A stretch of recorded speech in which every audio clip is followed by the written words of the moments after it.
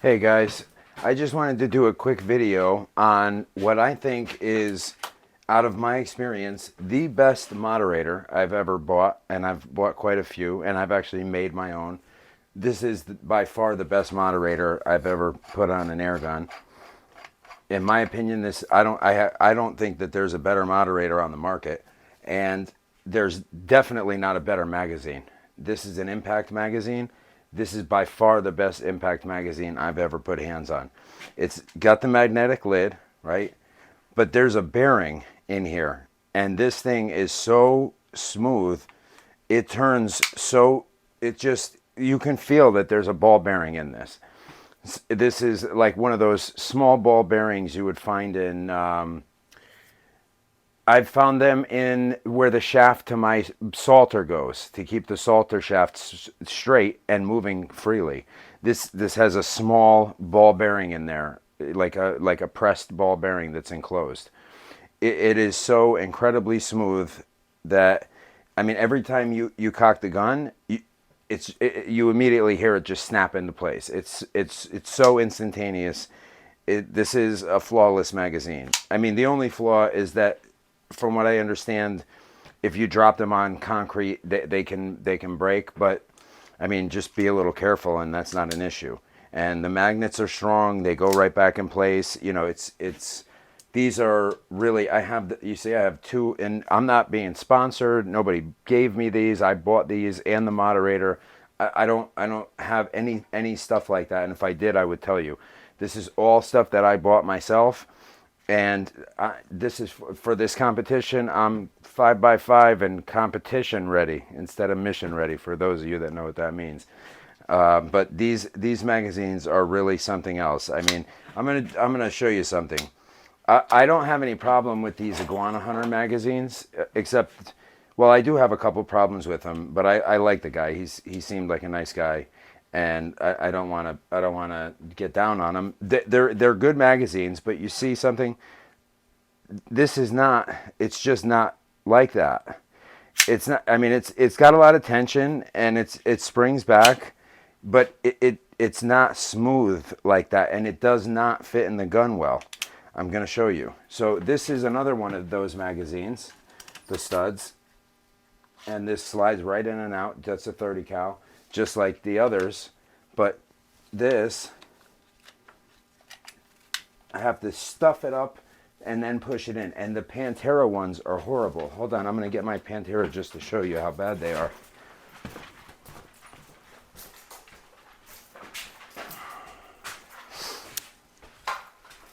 So I actually have one. I have one in my Pantera right now. I'm going to show you just how difficult this is to get it out. Okay. So now, normally I could just push it right from here, right? No, you can't do that. You got to wiggle it and yank on it, and it's still not coming out. This is how bad. I mean, it's still not even out. This is how bad the freaking thing fits. I mean, this is on the Pantera. The FX ones were better, but they just don't compete.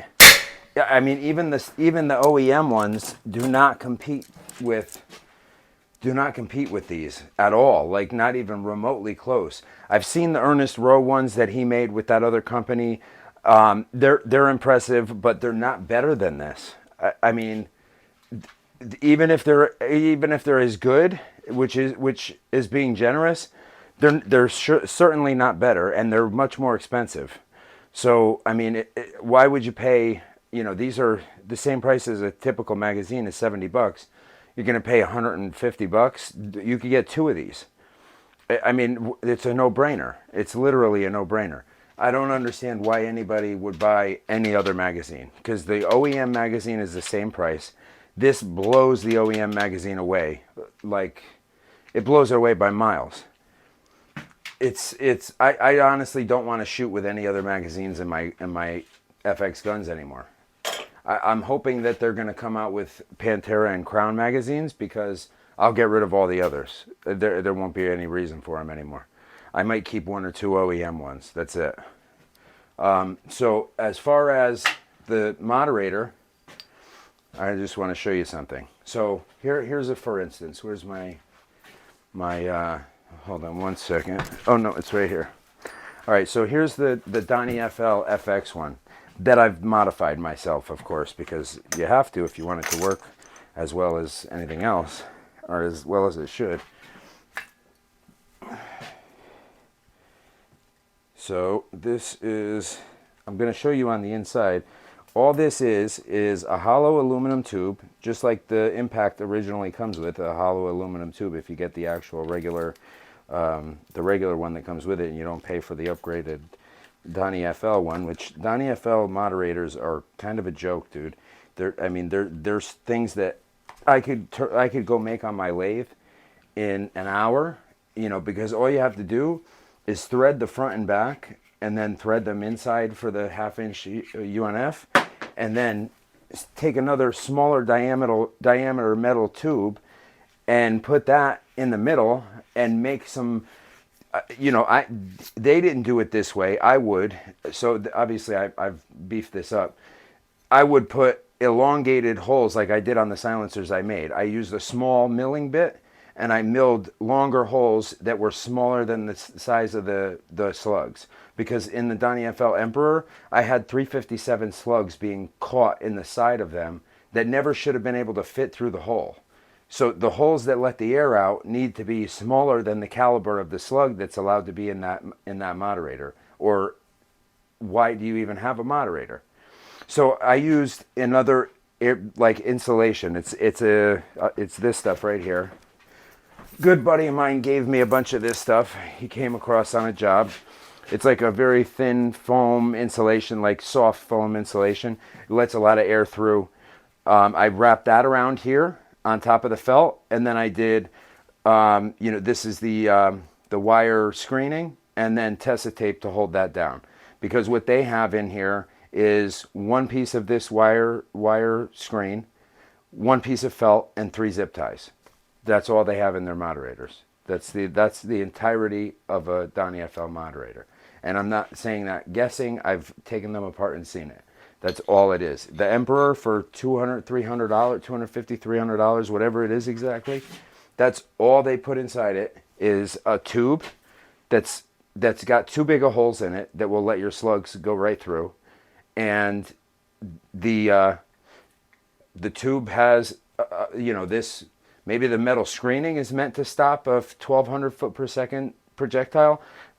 It's just preposterous.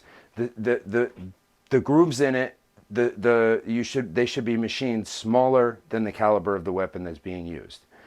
Anyways, so I made this into something obviously better. I made the holes the right size. I made more of them, and then I put the felt and the original screen back, and then I added my insulator and screen, and this is quieter than it ever was before.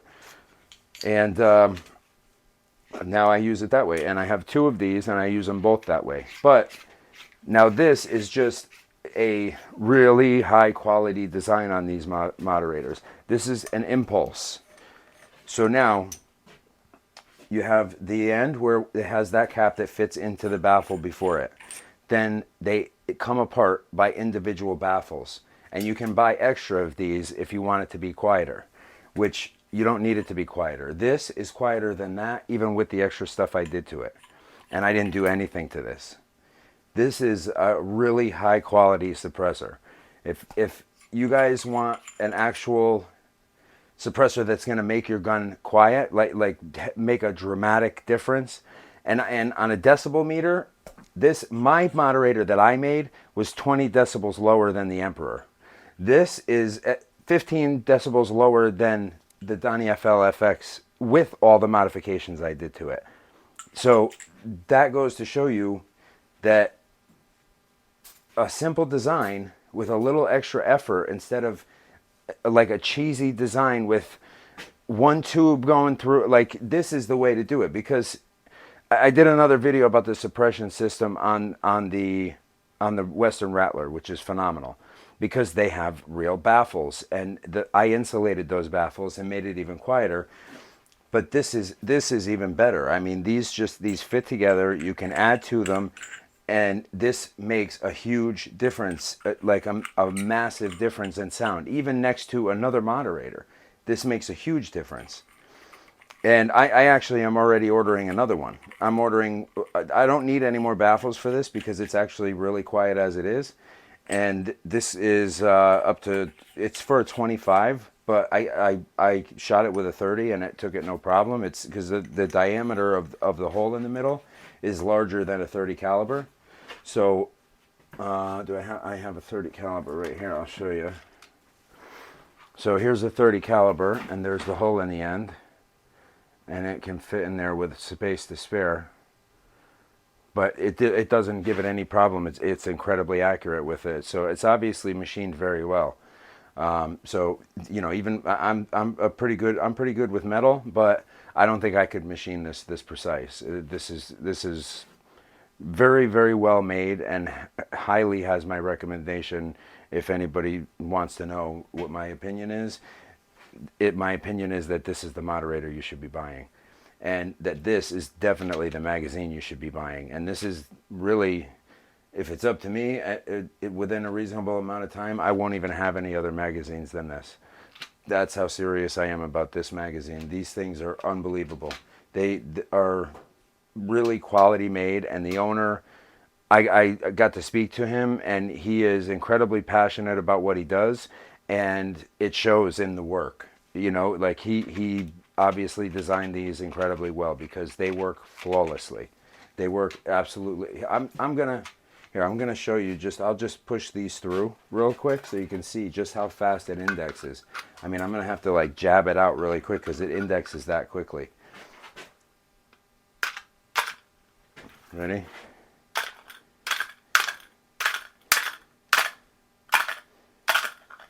So you can't even tell. Some of the times I'm not hitting it, and you can't even tell the difference because when I do, it has another one in its spot so fast that it's you can't tell the difference. So if you're speed shooting, this magazine is going to keep up with it. I think this magazine would keep up with a fully automatic. I really do. Oh, my hand was on that.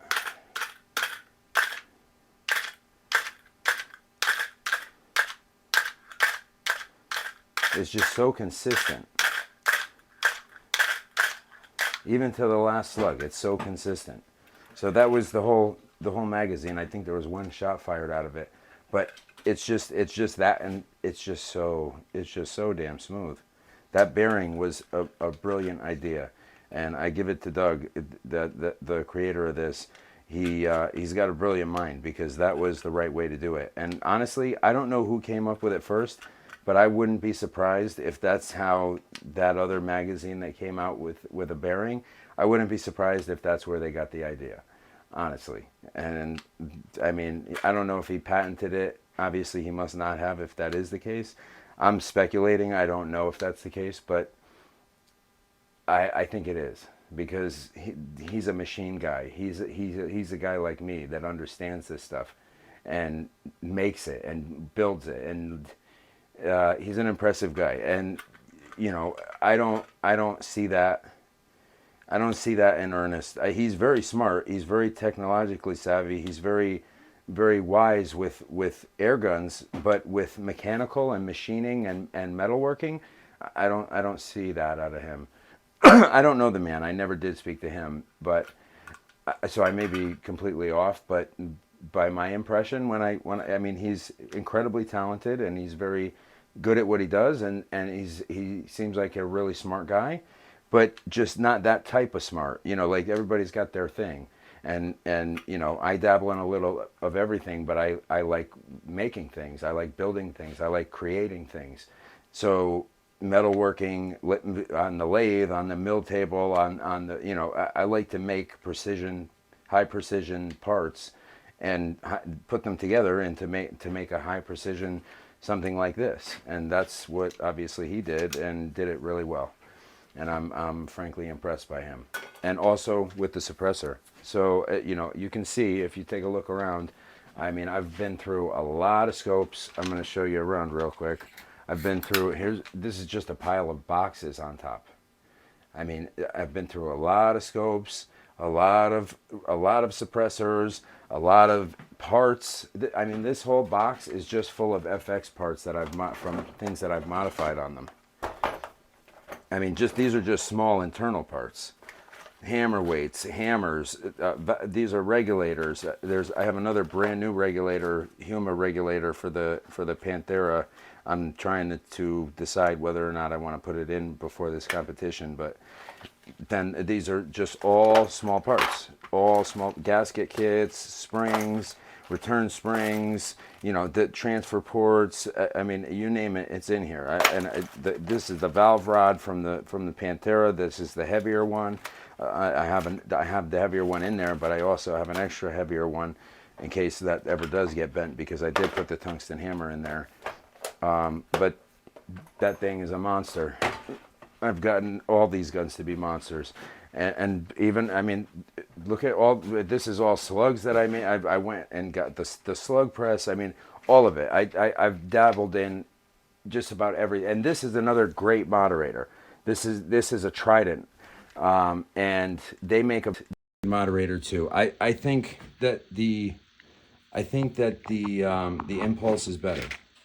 I think the Impulse does a superior job, even with the small. Look at the size difference, and that doesn't even have the cap on it. Here's the cap.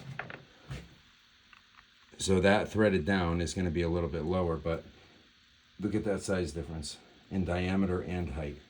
I mean, this is a very good moderator. Don't get me wrong, but that's better.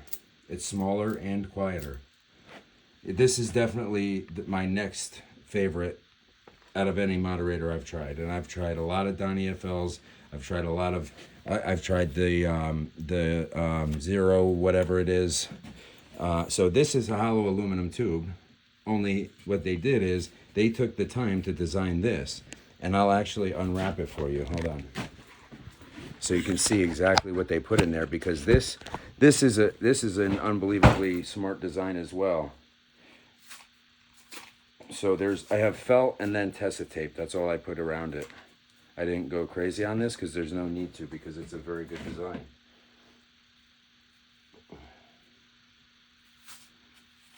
So, I mean, you know, we should all give credit where credit's due, because designing this stuff and building it is not easy. And, you know, people spend a lot of time dedicated to, and it's not like they don't profit from it, but, you know, aside from monetary gain is not always the most important thing. So, you know, when people make something that's worthy of noting, it should be noted, in my opinion. So they went as far as to develop this to go inside the moderator, which releases air in such a way that it actually, but this by itself, without any felt, is more than sufficient. It suppresses the sound dramatically. And I mean, these are the type of suppressors that put something like a Donnie FL really to shame. I mean, it's really just a tube with a smaller tube inside. That's all they are. And 3 zip ties around a piece of felt and some metal screen. That's exactly what you have with the Donnie FL moderators. All of them. I mean, I've bought them. I've opened them. I still have the couple I just showed you. I mean, that's all they are. That's literally all they are. And I mean, they do work. They do suppress the sound dramatically. So I can't say anything otherwise. They do suppress the sound. But it's just like, if you care about what you do, put some thought and some effort into it. You know, like these guys. Ramus Technologies, Trident. This is it. This is, I'm not, the Impulse, I think it's Impulse Air LLC. The Impulse moderator. They have one that's actually a little bit bigger that I'm going to be ordering next, because I'm so thoroughly impressed. The day I got it, I'm ordering another one.